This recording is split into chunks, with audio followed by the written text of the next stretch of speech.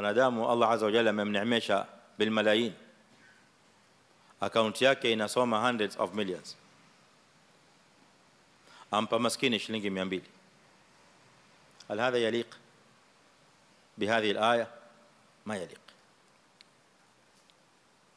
maskini akija mwambia zaka nimeshamaliza kutoa, ngoja paka Ramadhani ndio natoa zaka nyingine, budget yangu ya zaka iko Ramadhani. وعنده الملايين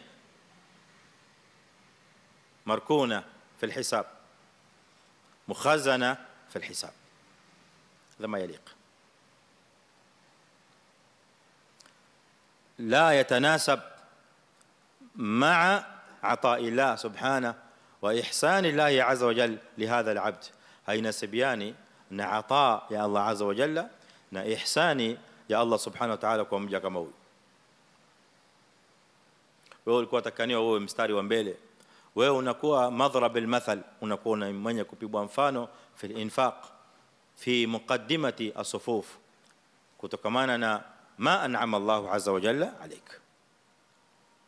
na yule ambaye naye kadhalika qudira alayhi rizquhu, katika mali angalia, waman qudira alayhi rizquhu falyunfiq mimma ataahu Allah.